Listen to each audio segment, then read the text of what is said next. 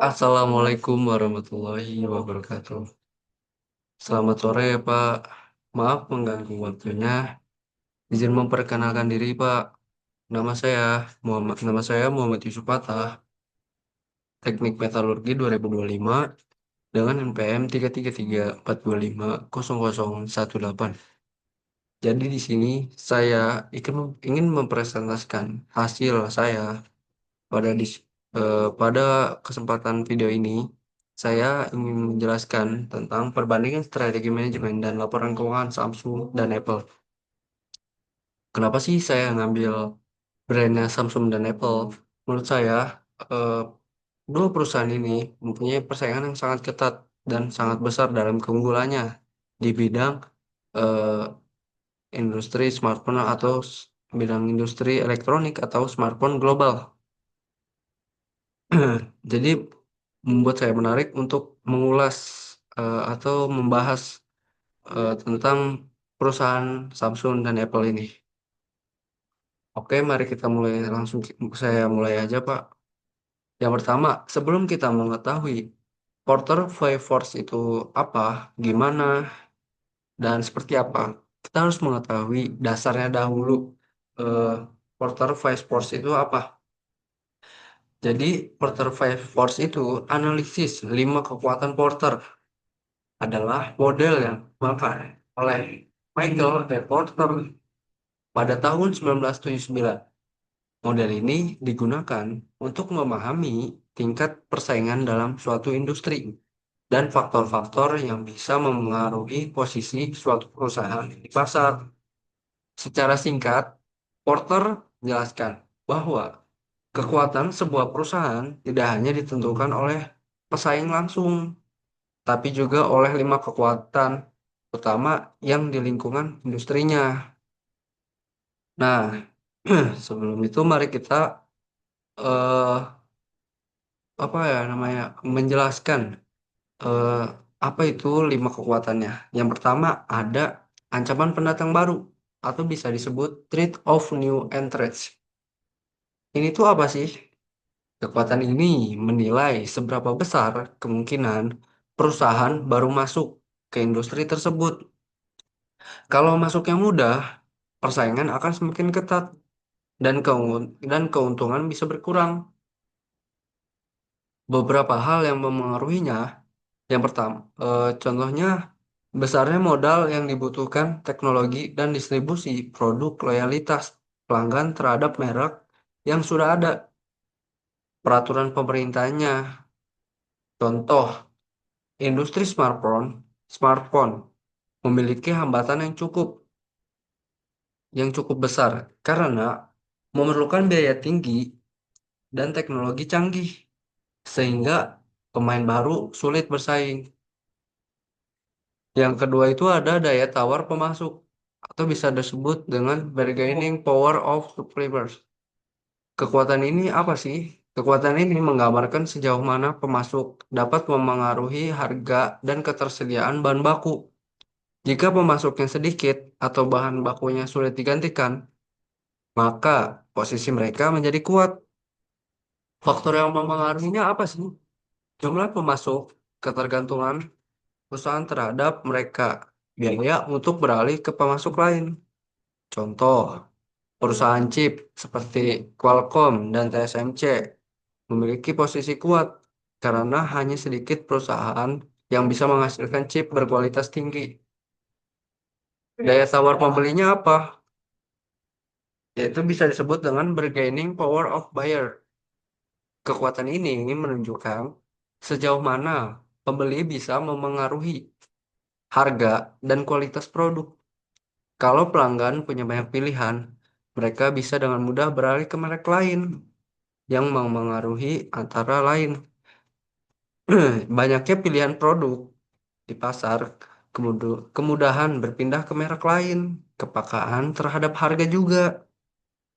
Contoh, konsumen smartphone mudah membandingkan produk dari Samsung, Apple, Xiaomi. Jadi daya tawar pembeli cukup tinggi. Selanjutnya itu ada ancaman produk pengganti atau bisa disebut trade-off substitutes. Kekuatan ini melihat seberapa besar kemungkinan produk lain bisa menggantikan fungsi produk utama perusahaan ini. Faktor yang memengaruhinya, adanya produk alternatif, perbandingan harga dan fungsi biaya berpindah ke produk lain. Contoh, tablet, tablet, atau laptop bisa menjadi pengganti smartphone untuk kebutuhan seperti komunikasi atau hiburan. Selanjutnya itu ada persaingan di antara pesaing yang ada, atau bisa disebut juga rivalry among existing competitors. Eh, Kekuatan ini menunjukkan seberapa ketat persaingan antara perusahaan di industri yang sama. Semakin banyak pesaing dan semakin mirip produknya, persaingan akan semakin kuat. Faktor yang memengaruhinya itu ada apa? Jumlah dan ukuran pesaing, pertumbuhan pasar, perbedaan produk, dan inovasi. Contohnya kayak Samsung, Apple, dan Xiaomi bersaing ketat dalam fitur, desain, dan harga smartphone. Bagaimana kalau kita terapin Porter Five Force ini di PT Samsung dan Apple? Yang pertama, eh, ada ancaman pendatang baru. Kalau di Samsung sendiri, ancaman pesaing baru bisa dibilang kecil karena butuh modal besar, teknologi tinggi, dan pengalaman panjang buat masuk ke industri ini. Samsung udah punya nama besar juga dan jaringan luas, jadi susah untuk disaingi. Bagaimana untuk Apple? Apple juga sama, ancaman pendatang baru rendah. Apple punya brand kuat dan sistem iOS yang eksklusif, tapi tetap harus waspada karena merek-merek baru kayak Xiaomi mulai tumbuh cepat. Nah, seperti yang dijelaskan tadi, pesaingnya makin ketat. Dan selanjutnya ada daya tawar pemasok.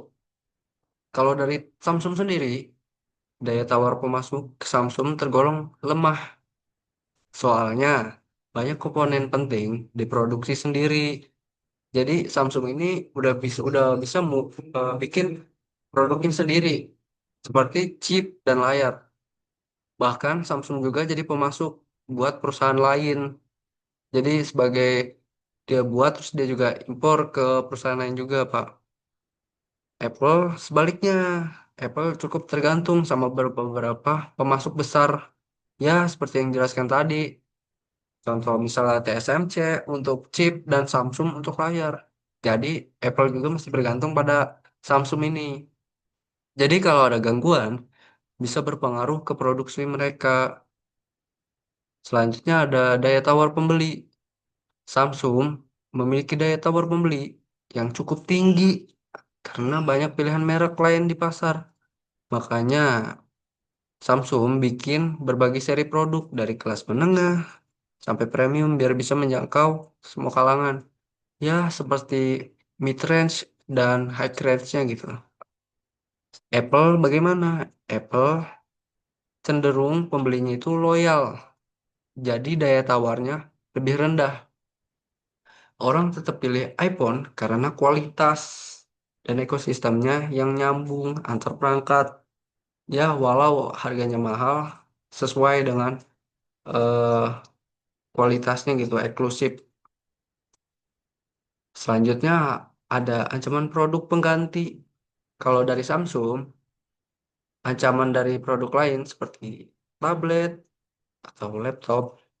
Tapi Samsung punya strategi bikin semua produknya saling terhubung. Jadi pengguna tetap nyaman di ekosistem Galaxy. Jadi Samsung ini punya keunggulan lah di mereka, yaitu sering kita dengar kayak Samsung Galaxy ini Galaxy ini, seperti itulah keunggulan mereka gitu. Jadi bisa membuat konsumen konsumen ini nyaman di ekosistem yang Galaxinya.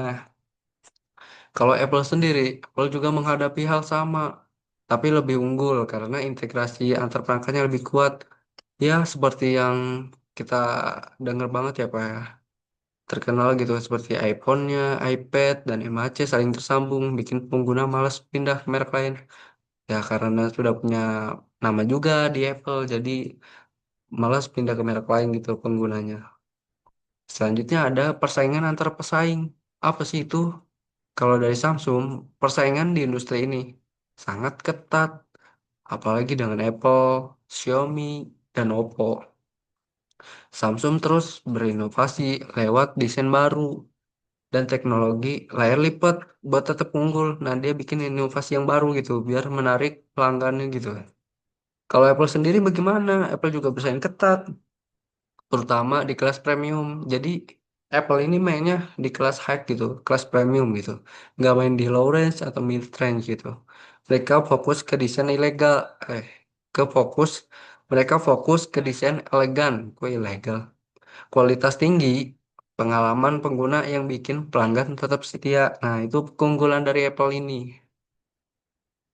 Selanjutnya ada analisis strategi manajemen Samsung dan Apple.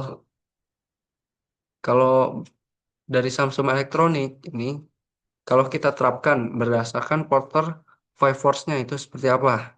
Yang pertama ada persaingan di industri. Menurut saya ini persaingannya ketat banget ya, terutama sama Apple, Xiaomi, dan Oppo. Samsung terus berinovasi, misalnya dengan layar lipat dan banyak seri Galaxy supaya tetap diminati. Kalau dari Samsung sendiri, dia eh, mengunggulkan yang layar lipat sama seri Galaxy-nya gitu. Keunggulan dari Samsung ini. Yang kedua ada ancaman pendatang baru. Menurut saya ini sulit masuk ke industri ini karena butuh modal besar, teknologi tinggi dan jaringan distribusi luas. Jadi ancamannya ya cukup rendah. Yang ketiga ada ancaman produk pengganti. Ya, ancamannya mungkin dari tablet atau smartwatch bisa jadi alternatif. Samsung menanggulanginya dengan ekosistem Galaxy yang nyambung antar perangkat. Dia menerapkan keunggulannya itu. Yang keempat, ada kekuatan pemasok rendah. Karena Samsung ya yang seperti saya jelaskan tadi Pak, bikin banyak komponennya sendiri. Jadi dia ya produknya udah bikin banyak komponennya gitu. Misalnya chip dan layar, jadi nggak terlalu tergantung pada pemasok rendah makanya. Yang kelima ada kekuatan pembeli. Ini menurut saya tinggi karena banyak pilihan pasar. Samsung bikin variasi produk dan harga supaya semua segmen tertarik. Jadi bikinlah dia mid range-nya sama high range-nya gitu. Jadi bisa milih sesuai kebutuhan dan harga terjangkau. Faktor lainnya ada apa? Ada yang pertama ada inovasi dan R&D. Samsung sendiri selalu bikin teknologi baru supaya nggak ketinggalan tren. Jadi dia ngikutin tren nggak ngikutin zaman juga kayak modern gini ngikutin gitu perkembangan zaman. Bagaimana dengan di verifikasi produknya? Ya, seperti yang dijelaskan tadi, di verifikasi produknya ada dari kelas menengah sampai premium biar semua segmen pasar kebagian. Selanjutnya ada lingkungan dan keberlanjutan. Pakai bahan Samsung sendiri ini memakai bahan ramah lingkungan dan hemat energi dan fleksibilitas apa fleksibilitasnya manajemen cepat ambil keputusan saat pasar berubah ya. Caranya seperti itulah kalau dari Samsung sendiri. Bagaimana dengan Apple Inch? Kalau Apple Inch menerapkan berdasarkan Porter Five Force-nya, dia menerapkan yang pertama persaingan di industrinya itu bersaing sama Samsung dan merek lain. Tapi tapi Apple ini unggul karena desainnya eksklusif dan ekosistem iOS. Beda sendiri nih Apple ini jadi punya keunggulan. Yang kedua, ancaman pendatang baru ya rendah karena brand Apple kuat dan teknologinya juga udah eksklusif, sulit ditiru. Ya tergolong rendah lah, susah lah untuk orang datang baru itu. Yang ketiga, ancaman produk pengganti. Ancaman produk pengganti ini juga menurut saya rendah karena perangkat Apple saling terhubung, bikin pengguna susah pindah ke merek lain. Yang keempat ada kekuatan pemasok. Nah, kekurangan dari Apple ini kekuatan kekuatan pemasoknya itu masih tinggi. karena bergantung sama TSMC dan Samsung itu. Tapi mitigasinya lewat kontrol kualitas ketat. Lanjutnya ada kekuatan pembeli. Ya, jelaskan tadi ya sedang lah, karena loyalitasnya tinggi dan konsumen premium tetap menuntut inovasi terus-menerus. Kalau dari Apple-nya, faktor lainnya itu ada apa? Yang pertama, faktor lainnya itu ada inovasi dan desain. Apple ini fokus bikin pengalaman pengguna mudah dan elegan. Dia itu lebih ke HP-nya kayak kecil, mudah digenggam, elegan lah. Ini keunggulan dari Apple sendiri. Strategi harga premium supaya tetap eksklusif dan margin tetap tinggi. Ya, ngikutin kualitas lah Apple ini. Ekosistem dan loyalitasnya itu ada iPhone, iPad, Watch, dan Watch saling terhubung, bikin pengguna setia. Di verifikasi digitalnya ada i- ada include Apple Music dan App Store. Jadi Apple ini punya penambahan pendapatan sendiri ya dari include Apple Music dan App Store. Di sini ada analisis laporan laba rugi dan neracanya dari PT Samsung sendiri. Saya ambil dari yang pertama saya ambil dari PT Samsung Electronic CO Ltd. Laporan laba rugi 2023. Sini ada pendapatan bersihnya KRW 302,231 miliar. KRW buat KRW KRW itu Korean won. Nah, selanjutnya ada laba operasi ada 43,377 miliar Korean won. Diketahui juga laba bersihnya ada 55,654 miliar Korean won. EPS atau bisa disebut earning per share itu ada 8,057 Korean won. Neracanya juga saya ambil pada tahun 2023 datanya. Yang pertama ada total aset itu ada 448,425 miliar Korean won. Yang kedua ada total liabilitas 93,675 miliar Korean won. Ekuitasnya itu ada 354,750 miliar Korean won. Jadi di sini eh, pada data ini saya ambil dari Samsung sendiri. Datanya saya ambil langsung dari Samsung. Bagaimana dengan Apple? Data dari Apple Inc. Saya ambil juga yang pada tahun laporan laba ruginya sama neracanya 2023 agar sama sama Samsung. Yang pertama ada pendapatan bersihnya karena Apple Inc ini dari Amerika, dia itu memakai US dollar. Kalau Samsung tadi itu dari Korea Selatan, jadi dia makanya Korean won. Nah, yang pertama ada pendapatan bersihnya itu ada 394,328 juta US dollar. Yang kedua diketahui laba operasinya itu 119,441 juta US dollar. Laba bersihnya itu ada 99,803 juta US dollar. EPS-nya juga atau earning per share-nya itu ada 6,06 US dollar. Bagaimana dengan racanya? Yang pertama ada total asetnya yaitu 384,592 juta US dollar. Total liabilitasnya ada 287,912 juta US dollar. Ekuitasnya juga ada 96,680 juta US dollar. Nah, dan data ini saya ambil juga dari Apple Inc. Semua data ini saya ambil langsung dari Apple Inc. Oke, selanjutnya analisis perbandingannya itu seperti apa? Dari aspek pendapatan di sini kita lihat sama eh, dari Samsung Electronic itu ada 302,231 miliar Korean won. Apple Inc sendiri ada 394,4 3,328 juta US dollar. Cukup tinggi ya perbandingan antara pendapat mereka berdua ini. Yang kedua ada laba bersih.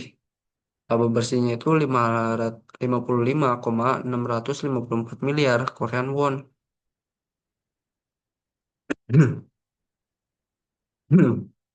Selain, kalau Apple Inc. ini ada 99,803 juta US dollar. Ya masih cukup tinggi lah perbedaan di dua perusahaan ini. Total aset sendiri bagaimana? Yang pertama ada Samsung Electronics itu 448,425 miliar Korean won. Kalau dari Apple 384,592 juta US dollar. Perbedaannya cukup jauh dari mereka berdua perusahaan ini. Kalau dari total liabilitasnya dari Samsung Electronics itu ada 93,675 miliar Korean won. Kalau dari Apple Inc. ada 287,912 juta US dollar. Sangat jauh ya sepertinya. Dari kalau dari ekuitas Samsung Electronics sendiri yaitu 354,750 miliar Korean won. Kalau dari Apple Inc. itu 96,680 juta US dollar. Perbedaannya sangat tinggi. Kalau kita bedakan EPS-nya atau earning per share dari kedua perusahaan ini, yaitu dari Samsung Electronics sendiri yang pertama dia itu 8,057 Korean won, sedangkan Apple Inc. 6,6,06 US dollar. Perbedaan cukup jauh di sini dari perbandingan tersebut. Oke, mungkin terima kasih. Cukup sekian Pak eh, video dari saya. Mohon maaf jika ada kesalahan kata atau yang tidak pantas saya ucapkan itu tidak sengaja dari mulut saya. Kurang lebihnya mohon maaf. Wassalamualaikum warahmatullahi wabarakatuh.